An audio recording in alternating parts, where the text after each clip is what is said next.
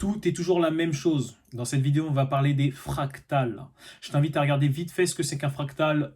Si tu vois pas ce que c'est, tu peux taper sur YouTube ou peu importe. Tu tapes fractal, tu vas voir ce que c'est. C'est des formes, des schémas répétitifs qui, quand tu zoomes, en fait, ça se reproduit. C'est toujours le même schéma. Quand tu dézoomes, c'est toujours le même schéma. Tu peux les retrouver dans les coquillages, dans plein de trucs. Dans le monde de tous les jours. Tu sais que si tu regardes petit ou grand, c'est toujours le même motif qui se répète. Voilà.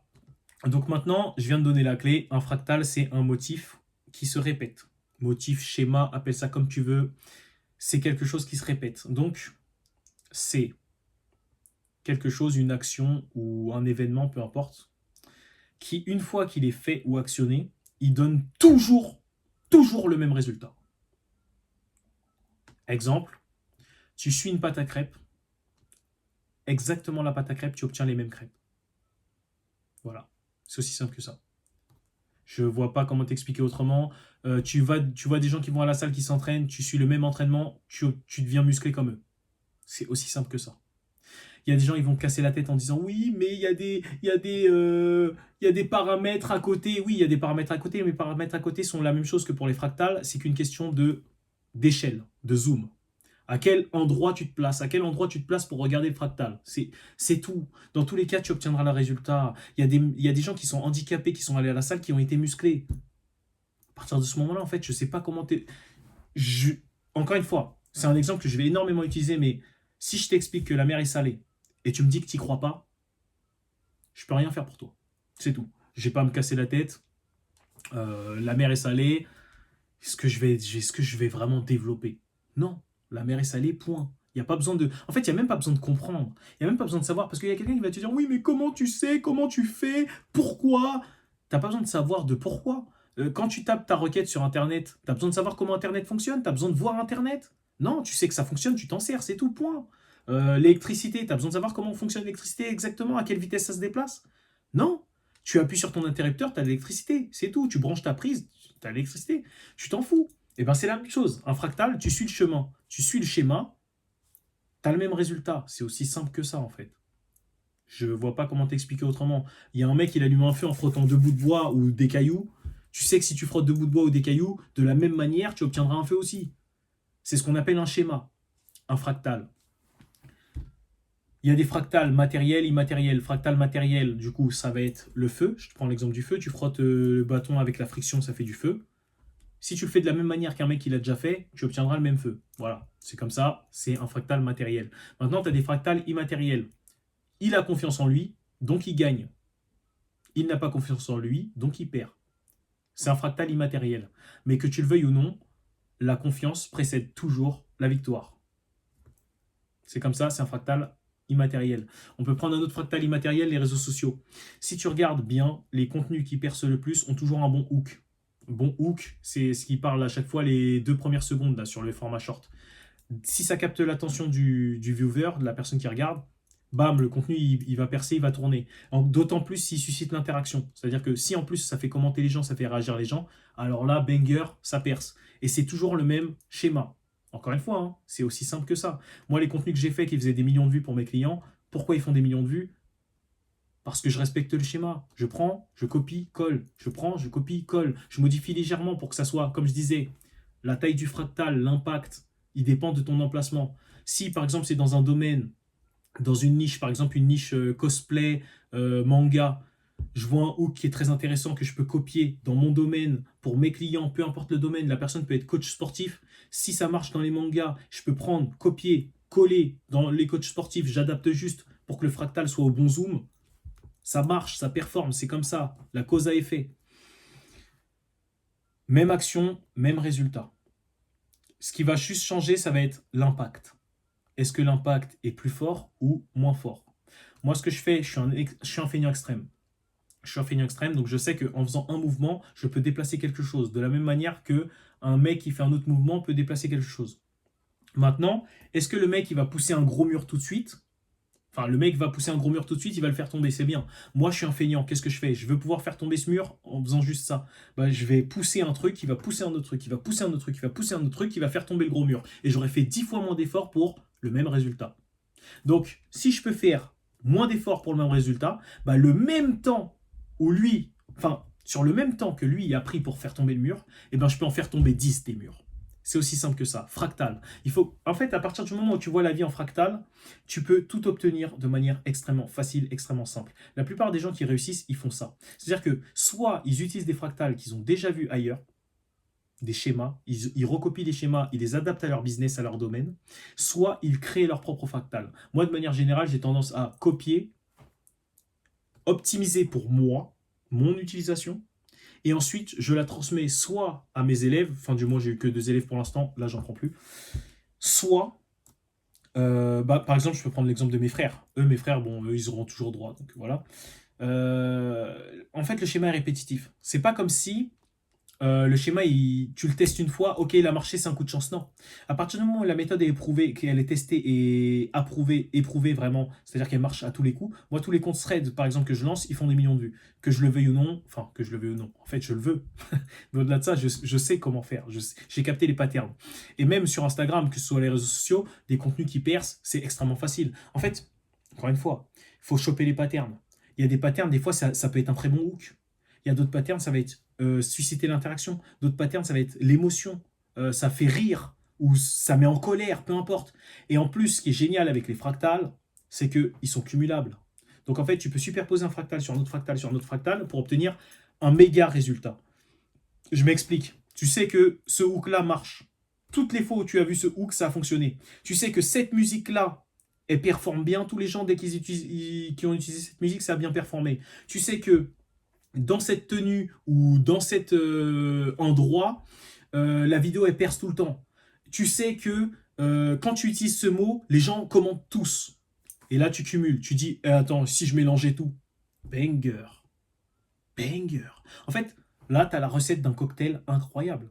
Là, à l'instant, tu viens d'avoir la recette d'un cocktail qui réussit tout le temps et la recette d'un cocktail qui réussit tout le temps, mais qui surprend tout le temps le client. C'est-à-dire que chaque client qui vient, il en parle à 7 clients autour, qui en parle à 7 clients autour, qui en parle à 7 clients autour. Tu crées ce qu'on appelle un effet papillon. Moi, j'aime bien l'avalanche, je préfère le concept d'avalanche, c'est plus intéressant, ou une facture. La facture, qu'on le veuille ou non, elle arrive toujours. Maintenant, ce qui différencie une facture d'une autre, ça va être les intérêts cumulés. Quand est-ce que tu as mis la facture? Quel est le taux d'intérêt et quand est-ce qu'elle est réglée? Exemple, la muscu. Le schéma, c'est quoi? Le fractal, c'est quoi? Il y a des mecs qui vont 5 fois à la salle, il y a des mecs qui vont 3 fois à la salle, il y a des mecs qui vont 1 fois à la salle par semaine. Maintenant, encore une fois, là, tu as différentes tailles. 5 fois par semaine, 4 fois par semaine, 3 fois par semaine, 1 fois par semaine, peu importe. Mais tu sais que dans tous les cas, il y a du résultat. Les gens qui ressortent de la salle de manière assidue sont musclés. C'est un fait, c'est indéniable, le résultat cause à effet est toujours là. Il y a toujours quelqu'un qui va encore dire « Oui, mais il y a des exceptions, sans branle ». Sans branle, ton but c'est de maximiser tes résultats. Donc, pour maximiser tes résultats, tu te rapproches au maximum de la probabilité gagnante. C'est aussi simple que ça. Alors, tous les guignols qui te disent « Oui, mais il y a des exceptions », il suffit de ne pas te rapprocher d'exceptions, en fait. Voilà. Si tu sais que l'exception, c'est celle qui donne pas les résultats, tu te rapproches pas, c'est tout. Donc, la personne qui te dit « Oui, mais il y a que des exceptions », c'est-à-dire que cette personne-là, elle voit que l'exception. Donc, dans son esprit, dans son mental, dans son serveur, il n'y a que l'exception qui est négative. Et ben tant pis pour elle, ça sera une perdante toute sa vie. Toi, tu es un gagnant, donc tu te rapproches de la probabilité la plus gagnante. Bref, donc maintenant, ce que tu vas faire, c'est que toi aussi, tu vas être musclé, tu vas recopier. Tu vas recopier. Et maintenant, tu veux max de résultats pour le moins d'efforts. Donc tu vas regarder. Ok, 5 fois par semaine, bon, ça prend du temps quand même, à hauteur de 2 heures par séance, bon, ça me prend beaucoup de temps, tu vois. Et en plus, les résultats ne sont pas forcément fameux. Et puis tu te rends compte, je sais pas, 3 ou 2 fois par semaine, avec le repos, tes muscles ils se construisent mieux parce que avec le repos, ça se construit mieux, ça se répare mieux. En plus, tu es moins fatigué, donc tu performes plus sur ta séance. Parce que quand tu fais 5 séances par semaine, tu es plus fatigué. Des fois, tu as un taf à côté, tu as des trucs à faire, tu as peut-être une famille, tu as peut-être des responsabilités. À un moment, poteau, on a énergie limitée, mais où est-ce qu'elle va? Parce que si ton énergie limitée, elle est canalisée dans un truc, puis dans un autre truc, puis dans un autre truc, puis dans un autre truc, ça sert à rien, en fait. Enfin, c'est pas que ça sert à rien, mais les résultats seront minimisés. Par contre, si tu arrives, encore une fois, tu prends le gros schéma, tu sais que celui-là, avec du temps de repos, il est plus musclé que les autres, eh ben tu vas te muscler. C'est aussi simple. Tu seras plus musclé que le mec qui va 5 fois à la salle. C'est aussi simple que ça. Tu feras de meilleures perfs parce que ton énergie illimitée, elle est canalisée sur un point à chaque fois, au lieu d'être dispersée. C'est aussi simple que ça. Donc, pour réussir, il suffit de recopier ce qui fonctionne. C'est aussi simple que ça. Ça sert à rien d'avoir un ego mal placé de non, moi je veux inventer un nouveau truc. Non, les copieurs, c'est pas bien. Quand tu rigoles sur une trend d'Instagram, là, alors que le truc a été repris 10 000 fois, ça te dérange pas. Hein. Je vois pas pourquoi ça te dérange. C'est pareil, faut pas écouter les guignols. Parce que c'est pareil, quand vous regardez du contenu sur Instagram, des fois vous avez un guignol qui commente j'ai déjà vu ce contenu 5 fois, je ne vois pas l'originalité. Est-ce que tu as le même lit que tout le monde? Est-ce que tu as la même chaise que tout le monde? Est-ce que tu as le même ordinateur que tout le monde? Est-ce que tu as le même téléphone que tout le monde? Est-ce que tu as les mêmes bagues que tout le monde? Est-ce que tu as les mêmes vêtements que tout le monde? Je peux prendre des exemples illimités là-dessus. Hein. Non, tu ne les as pas, et pourtant c'est la même chose. Quand tu prends un t-shirt, c'est un autre t-shirt. Qu'est-ce qui fait que c'est pas le même que les autres? Parce que c'est ton t-shirt, parce que tu l'as choisi. C'est aussi simple que ça. Quand tu crées un contenu, même si tu reprends la même idée, ça sera pas le même contenu, parce que déjà c'est une autre personne dessus. J'ai envie de te dire, même si tu changes juste une virgule à une phrase, c'est ta phrase maintenant. Parce que tu as mis une virgule. Je vois pas le. En fait, c'est comme le contenu original. Il y a des threads que j'ai postés qui ont fait des centaines de milliers de vues. J'ai juste rajouté une virgule. Ouais. Et en plus, c'est le pire dans cette histoire, c'est que ces gens-là qui sont en critique là. Ouais, pas très original. Ouais, c'est bien. Relance mon algo. T'as raison. Commente. Relance mon algo. Ces gens-là te donnent de l'énergie. C'est pareil. Quand il y avait des haters qui commentaient sous les comptes de mes clients, qu'est-ce que je faisais? Je les poussais à commenter encore plus. Tu recommences, ça relance l'algo. Oh, ce contenu plaît. Oh, ce contenu plaît. Même des fois des commentaires stupides. La personne, elle était là et critiquait, c'est-à-dire, point d'interrogation. Et la personne les développe, comme si j'en avais quelque chose à faire. Je lisais même pas les commentaires. J'ai juré, le commentaire, il faisait plus de 3 lignes, je lisais pas. Je mettais point d'interrogation ou c'est-à-dire, ou tu peux développer. La personne recommentait encore. Elle recommentait encore. C'est pareil, ça aussi, l'intention des gens, vous la connaissez pas. Sur les réseaux sociaux, vous êtes là, des fois, vous débattez avec des gens, vous ne connaissez pas leurs intentions. Si tu débats avec moi, par exemple, sur un des comptes de mes clients, tu pourras pas me faire entendre raison. Tu pourras me dire, ouais, la mer, elle est salée. Je te dirai non. Non, la mer n'est pas salée. Juste pour que tu recommences, ça relance mon algorithme. Encore une fois, vous ne connaissez pas l'intention des gens. Donc déjà, sur les réseaux sociaux, il est inutile de parler, sauf si vous avez un intérêt. Voilà. Cette vidéo, elle est vraiment pour les gens éveillés. Parce qu'il y a des gens, ils vont pas comprendre. Ils vont commencer à dire, ouais, mais lui, c'est juste un manipulateur. Ouais, je suis un manipulateur, ouais. Et alors, en fait? Je comprends pas, c'est pareil, vous mettez des connotations négatives sur des mots qui sont extrêmement puissants et exploitables, ce qui fait que ces mots-là, qui ont un pouvoir que vous pouvez exploiter, vous ne les exploitez pas. Et quand quelqu'un l'exploite, vous dites, oh non, il est méchant. Ouais, ok, bon. Quand tu dois convaincre ton fils de ranger sa chambre, t'es méchant? Non, je pose la question parce que du coup, c'est de la manipulation. Parce que tu dois le faire ranger sa chambre. Mais s'il veut pas, comment tu le convaincs? Comment tu lui vends l'idée de ranger sa chambre? C'est la manipulation. Quand tu veux draguer une fille, la séduction, l'art même de la séduction, c'est d'obtenir le oui. Comme avec un client. Quand tu as un client au téléphone, le client peut être sceptique. Peut-être il veut, hein, mais peut-être il est sceptique. Ton but, c'est d'obtenir un oui. C'est toujours la même chose. Donc ça veut dire que la séduction repose sur de la manipulation, la vente, manipulation, convaincre ton enfant de faire quelque chose de bien pour lui, manipulation. Quand je sais pas, imaginons ton enfant, il s'empile du sucre, il mange du sucre en poudre à la main, tu dois lui faire comprendre que c'est pas bien. Tu le manipules? Bah ouais, tu le manipules. Et alors, en fait, je vois pas le problème. Je vois pas le problème. Il y a juste des mauvais utilisateurs, mais les mauvais utilisateurs ne font pas la règle. Encore une fois.